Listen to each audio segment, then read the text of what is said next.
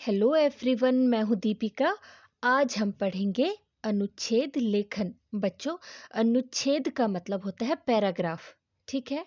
और लेखन का मतलब होता है राइटिंग। तो अनुच्छेद लेखन का मतलब होता है पैराग्राफ राइटिंग। जैसे आप इंग्लिश में पैराग्राफ राइटिंग लिखते हो, सेम क्वेश्चन आपका जब इंग्लिश में आता है तो वो पैराग्राफ राइटिंग के रूप में आता है, और हिंदी में अनुच्छेद लेखन के रूप में, ठीक है।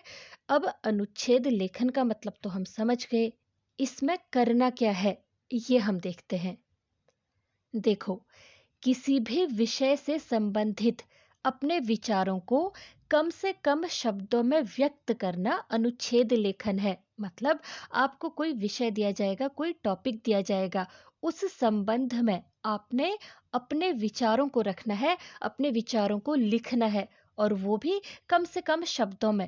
मतलब आपको शब्द सीमा दी जाएगी। जैसे कई बार 120 शब्दों में लिखा होता है, कई बार 150 शब्दों में लिखा होता है, ठीक है। और साथ ही ये प्रश्न में दिया गया होता है कि लगभग इतने शब्दों में आप अनुच्छेद लिखिए, ठीक है।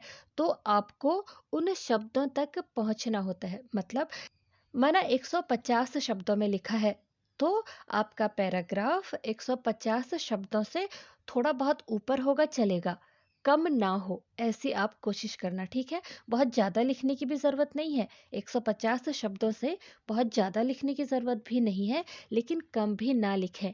अब आप एक एक शब्द करके पढ़ोगे नहीं कि आपके 150 शब्द हुए या नहीं, बल्कि क्या करोगे, जो पहली लाइन होती है, ठीक है, आपने जो पहली लाइन लिखी उस लाइन के शब्दों को आप काउंट करें। देखो, जैसे ये लाइन है, अगर हम इस लाइन के शब्दों को काउंट करते हैं, कितने हैं, 1, 2, 3, 4, 5, 6, 7, 8, 9, 10, 11, 12, 13 और 14। इसका मतलब है कि लगभग 14 शब्दों में आप एक लाइन लिख रहे हो, ठीक है। तो आपके 120 से लेकर 150 शब्द कितनी लाइन में आएंगे, यही आपने कैलकुलेट करना है, और इसी हिसाब से लिखना है। एक एक शब्द आप दोबारा नहीं गिनोगे, इससे आपका टाइम बचेगा, ठीक है। किसी एक मुख्य विचार, विषय यानी टॉपिक को संक्षिप्त मतलब शॉर्ट तरीके से लगभग 150 शब्दों में। बच्चों, ये शब्द सीमा अलग अलग हो सकती है, ठीक है। 120 भी हो सकता है, 140, 150, कुछ भी। एक ही पैराग्राफ में प्रस्तुत करना ही अनुच्छेद लेखन है। अनुच्छेद लेखन की सबसे पहली और आखिरी शर्त यही है कि आपने उसे सिर्फ एक पैराग्राफ में ही लिखना है, ठीक है। ऐसा नहीं है कि आपने पहला पैराग्राफ लिखा फिर पैराग्राफ चेंज करके उसे लिखा, नहीं। अनुच्छेद लेखन में ऐसा नहीं होता है। आपको एक ही पैराग्राफ में अपना अनुच्छेद पूरा करना होता है। तो इस तरह से आपका जो मुख्य विचार है, यानी जो आपको विषय या फिर टॉपिक दिया गया है, उसमें संक्षिप्त तरीके से मतलब शॉर्ट में आपको एक पैराग्राफ प्रस्तुत करना होता है, वही अनुच्छेद लेखन है, ठीक है। अब बच्चों, कई बार अनुच्छेद को निबंध मान लिया जाता है। ऐसा नहीं होता है। उसे कई बार निबंध का छोटा रूप कहते हैं, लेकिन वो निबंध का छोटा रूप नहीं होता है। अनुच्छेद और निबंध में बहुत अंतर होता है। एक अनुच्छेद जो है वो सीमित शब्दों में, जैसे 120 से 150 शब्दों में लिखना होता है ना। और निबंध जो है वो 300, 350, 400, 500 शब्दों में लिखा जाता है। इसके अलावा एक पैराग्राफ में एक ही विचार होता है। मतलब जो आपको टॉपिक दिया है ना, आपको सिर्फ उसी के बारे में शॉर्ट में लिखना होता है। जबकि एक निबंध में कई विचार होते हैं, उसमें अलग अलग ढेर सारे पैराग्राफ होते हैं। सबसे बड़ा अंतर तो यही है, ठीक है। और निबंध में आप अलग अलग हेडिंग डाल के उसमें सब हेडिंग डालते हो, इस तरह से डिटेल में लिखते हो। जबकि अनुच्छेद में कोई हेडिंग नहीं होती, उसमें अलग से हेडिंग डालकर नहीं लिखा जाता है, ठीक है। अब हम मार्क्स का डिस्ट्रीब्यूशन देखते हैं। मतलब पैराग्राफ जो है वो किस तरह से नंबरों में बटा होता है। देखो, पहली भूमिका 1 नंबर की, विषय वस्तु मतलब जो आपके पैराग्राफ का बॉडी पार्ट है वो 3 नंबर का, और निष्कर्ष वो 1 नंबर का होता है। उसके अलावा भाषा शुद्धता, मतलब जो आपकी स्पेलिंग मिस्टेक है, अगर आपने बिल्कुल भी मिस्टेक नहीं कर रखी है, आपने बहुत अच्छे से और बहुत सुंदर लिखा है, तो आपका 1 नंबर कहीं नहीं गया। ठीक है, इस तरह से ये 6 नंबर होते हैं। तो बच्चों, इसका मतलब ये नहीं है कि आपने इसे हेडिंग में लिखना है, कि आपने लिखा भूमिका, विषय वस्तु, निष्कर्ष। नहीं, ये सब आपने एक ही पैराग्राफ के अंदर लिखना है, और इसे इस तरह से लिखना है कि उस पैराग्राफ के अंदर ही कुछ लाइनों में आपने भूमिका लिखनी है ना, लगातार। उसके बाद आपका विषय वस्तु शुरू हो जाएगा, और उसी तरह उसी को कंटिन्यू करते हुए आपने निष्कर्ष लिखना है। ठीक है, ये सब होगा एक ही पैराग्राफ के अंदर। अब पैराग्राफ लिखते समय हमें किन बातों का ध्यान रखना है, इधर देखो बच्चों। अनुच्छेद लेखन बहुत मुश्किल नहीं है, बस कुछ बातों का ध्यान आपने रखना होगा। जैसे अनुच्छेद लगभग 120 से 150 शब्दों में या प्रश्न के अनुसार लिखना चाहिए। देखो, आपके क्वेश्चन में मेंशन किया होगा कि आपको कितने शब्दों में लिखना है। ठीक है, फिर है अनुच्छेद का आरंभ, यानी उसकी जो आप शुरुआत करोगे वो सीधा विषय से संबंधित होना चाहिए। जो भी आपका टॉपिक होगा ना, आपको सीधे टॉपिक में ही आना है, इधर उधर की कोई बात नहीं करनी है। फिर भाषा प्रभावपूर्ण, कलात्मक और स्पष्ट होनी चाहिए। बच्चों, जो भी आप लिखोगे, आपका जो सेंटेंस है वो बहुत प्रभावशाली होना चाहिए। आपकी लाइन पढ़कर एग्जामिनर को लगना चाहिए कि भाई हाँ, इसे लिखना आता है। ठीक है, और स्पष्ट होनी चाहिए। उसके अलावा जो आपके वाक्य हैं वो सरल, छोटे और एक दूसरे से जुड़े हों। इसका मतलब है कि जो भी आप सेंटेंस लिखोगे वो आसानी से समझ में आने चाहिए। पहले तो सरल भाषा का इस्तेमाल करना, उसके अलावा छोटे छोटे वाक्य लिखना, और वो वाक्य भी एक दूसरे से जुड़े हों। मतलब ऐसा ना हो कि आप कहीं से कहीं पहुंच गए। जो आप पहले वाक्य में कहना चाह रहे हो उसी को आगे कंटिन्यू करते हुए लिखना। ठीक है, शुरू कहीं और से किया और पहुंच गए कहीं और, ऐसा ना हो। इसके अलावा एक ही बात को बार बार ना दोहराएं। कई बार बच्चे क्या करते हैं कि एक सेंटेंस को घुमा फिरा कर 2 या 3 बार लिख लेते हैं। उनका ध्यान होता है पेज भरने से। नहीं, अगर एग्जामिनर ने वही लाइन दोबारा पढ़ दी तो उससे आगे को वो नहीं पढ़ेगा। ठीक है, तो कोशिश करना एक बात को बार बार आप ना दोहराएं, घुमा फिरा कर भी नहीं। आप अगर होशियार हो तो एग्जामिनर आपसे ज़्यादा होशियार है। ठीक है, इसके अलावा यदि संकेत बिंदु दिए गए हैं, संकेत बिंदु वहां पर को जो टॉपिक दिया होता है ना, उसके साथ संकेत बिंदु दिए होते हैं। ठीक है, तो उन्हीं बिंदुओं के आधार पर विषय को क्रमानुसार लिखना चाहिए। संकेत बिंदुओं की हेडिंग ना डालें। देखो, जो संकेत बिंदु दिए होंगे ना, उनको हेडिंग की तरह मत लिखना कि पहले हेडिंग डाली उससे आगे को लिखा। नहीं, बिल्कुल नहीं। आपने उन संकेत बिंदुओं को लाइन में ही यूज करना है। ठीक है, सेंटेंस की ही तरह यूज करना है। अभी हम आगे एक उदाहरण लेंगे जिसमें आपको मैं ये चीज ठीक से समझाऊंगी, मगर आप अभी सिर्फ इतना ध्यान दो कि आपने उन संकेत बिंदुओं के आधार पर ही अपने सेंटेंस बनाने हैं, अपना पैराग्राफ लिखना है, और उनकी हेडिंग नहीं डालनी है। इस बात को ध्यान रखना। इसके अलावा अनुच्छेद के अंत तक विषय का निष्कर्ष पूरी तरह स्पष्ट हो जाना चाहिए।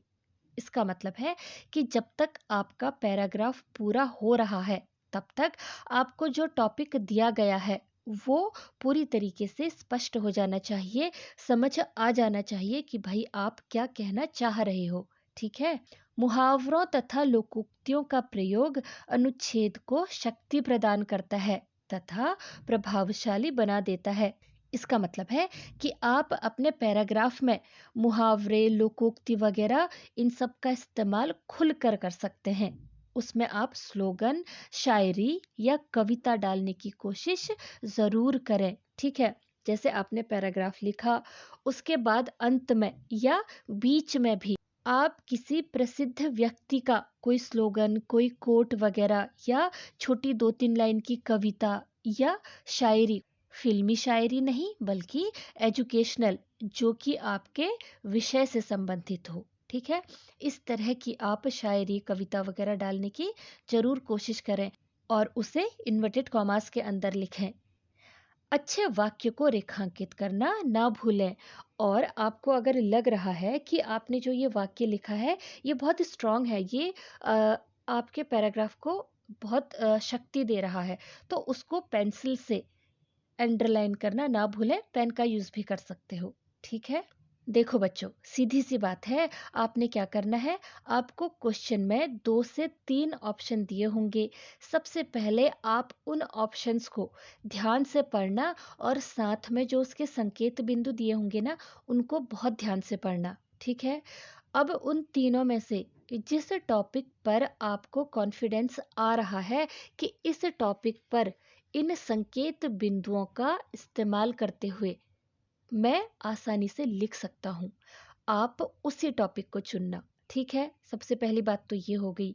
उसके बाद उसमें जो संकेत बिंदु दिए होंगे ना, उनको आप कीवर्ड्स की तरह यूज करना। मतलब हर एक संकेत बिंदु को अनुच्छेद में लिखना है, उसमें वो लिखा हुआ होना चाहिए। ठीक है, आपकी लाइन में, आपके अनुच्छेद के अंदर जिस क्रम में वो संकेत बिंदु दिए हैं, उसी क्रम में आपको पैराग्राफ में उनको यूज करना है। हर एक संकेत बिंदु को आपको 2 से 3 लाइन में लिखना है। ठीक है, और उसके बाद कंक्लूजन लिखना मत भूलना। अलग से हेडिंग डाल के नहीं लिखना है, बल्कि उसी पैराग्राफ के अंदर 2-3 लाइनों में लिखना है।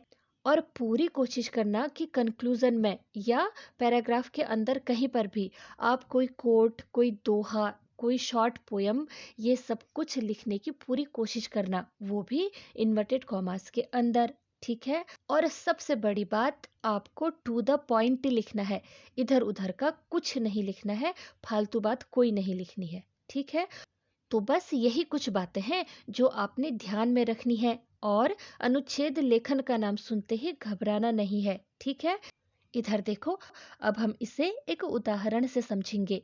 मान लो कि आपके क्वेश्चन पेपर में जो टॉपिक है वो है परोपकार। परोपकार का मतलब होता है दूसरों पर उपकार करना। सबसे पहले आप इस शब्द का अर्थ समझना।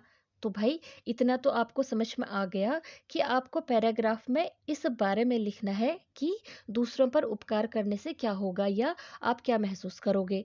उसके बाद आपको यहाँ पर संकेत बिंदु दिए हैं। देखो, परोपकार का महत्व, सामाजिक जीवन, परोपकार एक सच्ची ईश्वरीय पूजा, प्रकृति का परोपकारी रूप, जीवन की सार्थकता, परोपकारी होना। तो बच्चों, ये कुछ संकेत बिंदु हैं, इन्हें लेकर अब हम पैराग्राफ लिखेंगे। इधर देखो, धर्म चाहे कोई भी हो, परहित या परोपकार को सभी ने समान रूप से महत्व दिया है। स्वार्थ रहित भाव से दूसरों का हित करना मानव जीवन का पुनीत कर्तव्य है। तुलसीदास के अनुसार तो परोपकार के समान कोई धर्म नहीं है। तो बच्चों, इन 3 लाइनों में हमने परोपकार के महत्व को कवर किया। ठीक है, अब सामाजिक जीवन देखो, सामाजिक जीवन को सुचारू रूप से चलाने के लिए परोपकार ही धर्म है। भूखे को अन्न देना, निर्वसन को वस्त्र। निर्वसन का अर्थ होता है वे लोग जो वस्त्र अपने लिए आसानी से नहीं खरीद पाते हैं, मतलब गरीब लोग। ठीक है, प्यासे को पानी पिलाना, निराश को सांत्वना देना, रोगी की सेवा करना, निरक्षर को अक्षर ज्ञान देना। निरक्षर मतलब जो पढ़ा लिखा नहीं है, उसे अक्षर ज्ञान देना, और भूले भटके को रास्ते पर लाना प्रत्येक मानव का धर्म है, और यह धर्म ही परोपकार रूप है। इसके बाद है परोपकार एक सच्ची ईश्वरीय पूजा। इधर देखो, परोपकार की भावना ही सच्ची ईश्वर पूजा है। तो बच्चों, हमने यहाँ पर इससे पहले वाली 2 लाइनों में यही बताया कि दूसरों की परोपकार की भावना मतलब दूसरे पर उपकार करने की या दया भावना की जो भावना है वो ही सच्ची ईश्वरीय पूजा है। किस तरह से करी थी? रोगी की सेवा करी थी, है ना, निरक्षर को अक्षर ज्ञान दिया था, जिसको वस्त्र की कमी है उसे वस्त्र दिलाए थे, और भूले भटके को रास्ता दिखाया था, रोगी की सेवा करी थी, है ना? इस तरह से जब दूसरों पर उपकार किया था, वही सच्ची ईश्वरीय पूजा है। इसके बाद का जो संकेत बिंदु था वो था प्रकृति का परोपकारी रूप। अब इस बारे में हम लिखेंगे, प्रकृति हर रूप में हमें परोपकार की शिक्षा देती है। कैसे? देखो, वृक्ष के फल फलते हैं दूसरों के लिए, यानी वृक्ष में, पेड़ों में जो फल फलते हैं, क्या पेड़ उन्हें खुद खाता है? नहीं, बल्कि वो दूसरों को फल देता है। बादल और नदी जल देते हैं दूसरों की प्यास बुझाने के लिए। फूल खिलते हैं औरों को खुशी और खुशबू देने के लिए। तो बच्चों, इस तरह से हमने प्रकृति का जो परोपकारी रूप है वो दिखाया, है ना? उसके बाद का जो संकेत बिंदु है वो है जीवन की सार्थकता, परोपकारी होना। तो अगली कुछ लाइनों में हम इसे कवर करेंगे। देखो, इसी प्रकार सज्जन व्यक्ति जीते हैं दूसरों के लिए। दूसरों के हित चिंतन में लगे व्यक्तियों की संगति तक सुखदाई होती है। इसका मतलब है कि जो दूसरों का हित करते हैं, चिंतन करना मतलब उसके बारे में सोचना, ठीक है? दूसरों के हित के बारे में जो व्यक्ति सोचते हैं, उनकी संगति, संगति का मतलब होता है साथ, उनका साथ ही सुखदाई होता है। अब इसके बाद रहीमदास जी का यहाँ पर एक दोहा लिखा है। देखो, कोई लाइन नहीं छोड़ी है, इसे लगातार ही लिखा है। यो रहीम सुख होत है उपकारी के अंग, बाटन वारे को लगे जो मेहंदी का रंग। इसका मतलब होता है कि जो व्यक्ति दूसरों का भला करता है वह खुद सुखी रहता है और उस परोपकार का प्रभाव उसके शरीर पर भी पड़ता है। ठीक वैसे ही जैसे मेहंदी बांटने वाला, मतलब मेहंदी लगाने वाला जो होता है, ठीक है, उस व्यक्ति के हाथों पर भी मेहंदी का रंग लग जाता है। तो बच्चों, ये दोहा जो है ना, परोपकार की महत्ता और उसके शुभ प्रभाव को बताता है। तो इस तरह से हमने यहाँ पर कोई ये दोहा इस्तेमाल किया है। उसके बाद हमने निष्कर्ष लिखा है, वो भी अलग से पैराग्राफ नहीं शुरू किया है। ये हमने एक दोहा लिखा है और बिना लाइन छोड़े हमने अपना निष्कर्ष या कंक्लूजन लिखा है कि अतः मानवता की पहचान निस्वार्थ परोपकार से ही हो सकती है। जीवन की सार्थकता परोपकार में ही निहित है। सच है, परहित सरिस धर्म नहीं भाई। तो बच्चों, इस लाइन का मतलब है कि दूसरों की भलाई या परोपकार के समान कोई दूसरा धर्म या कर्तव्य नहीं है। तो इस तरह से यहाँ पर हमने एक दोहे का इस्तेमाल किया है और उसके बाद एक कोट का इस्तेमाल किया है। तो इसी तरह से आप भी कोई कोट, कोई कविता, कोई शायरी, कोई दोहा या कुछ लाइनें लिख करके अपने पैराग्राफ को और ज़्यादा प्रभावी और ज़्यादा स्ट्रॉन्ग बना सकते हो, ठीक है? तो इस तरह से आपको समझ आया होगा कि पैराग्राफ राइटिंग बहुत मुश्किल नहीं है, लेकिन आपको इसकी प्रैक्टिस करनी चाहिए। मेरी राय है कि आपको इसकी प्रैक्टिस ज़रूर करनी चाहिए। हर रोज़ ना सही, लेकिन 2-3 दिन में भी एक बार अगर आप एक पैराग्राफ लिख लोगे ना, तो आपको आसानी होगी। इसे आप रफ काम की तरह भी लिख सकते हो। 5 से 10 मिनट निकालो और एक दिन का एक पैराग्राफ या 2-3 दिन में आप एक पैराग्राफ लिखो। संकेत बिंदुओं का इस्तेमाल करो और पैराग्राफ लिखने की कोशिश करो। इसके लिए आप किसकी हेल्प लोगे? देखो, आपके स्कूल से आपको व्याकरण की बुक मिलती है ना? और बच्चे कई बार उसको खोलते तक नहीं है। पूरी बुक तो शायद ही कभी खुलती होगी, लेकिन मेरी सलाह है कि आप टॉपिक वाइज उस बुक को ज़रूर देखें। वो आपके बहुत काम आने वाली है। अगर आप चाहो तो उसकी हेल्प लो और प्रैक्टिस करो। ज़्यादा मुश्किल आपको महसूस नहीं होगा, ठीक है? तो बच्चों, इस तरह से ये टॉपिक यहीं पे ख़त्म होता है। मुझे उम्मीद है कि आपको समझ में आया होगा। लेकिन हमेशा की तरह अगर आपको कोई डाउट है तो कमेंट करना ना भूलें। पूरी कोशिश करूंगी कि आपका डाउट दूर कर सकूं। और साथ ही अगला वीडियो किस टॉपिक पर चाहिए, अगर आप चाहें तो कमेंट करके ये राय भी आप दे सकते हो, ठीक है? तो मिलते हैं अगली वीडियो में। Till then, keep learning and take care.